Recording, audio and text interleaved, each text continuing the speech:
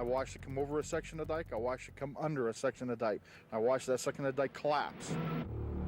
The dikes protecting Wilkes-Barre stood 37 feet high, but the water crested at more than 40 feet.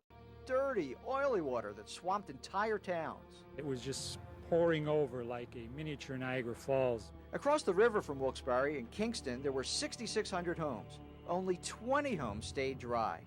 Electricity and telephone service were cut off. There was no drinking water. A warehouse fire broke out in Wilkes-Barre and burned for hours. A string of row homes caught fire in Harrisburg. Firefighters had to swim in with their hoses. I've seen people go in the water up to their chest that couldn't swim, but they didn't think about it. Governor Milton Shapp needed a boat to travel to the governor's mansion. The first floor underwater. Today, a small plaque reminds visitors about what happened. This is the high water mark of the flood.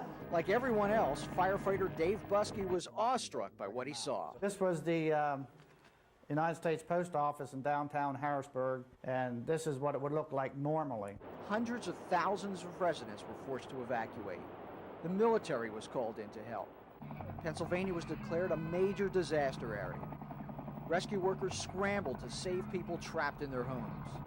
Sometimes it was a comedy of errors, a dark comedy. As the water was rising and everything, one of the big department stores here donated 12 flat-bottom boats to help get people out of some of the lower areas.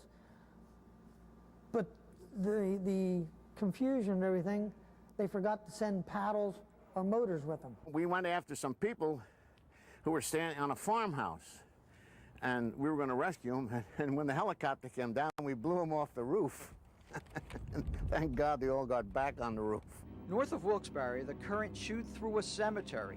Caskets popped up like corks. 2,700 corpses floated away. The overwhelming amount of damage was becoming all too clear as the water continued to rise. By the end of the day, when we came over to the end of town to take a look over in the community, we could see the rooftop of our house. The water was in our street. It was up to our rain gutters. We had about 15 feet of water in the street. So from there we knew we weren't coming back for a while. I'm Glenn Schwartz, News 10.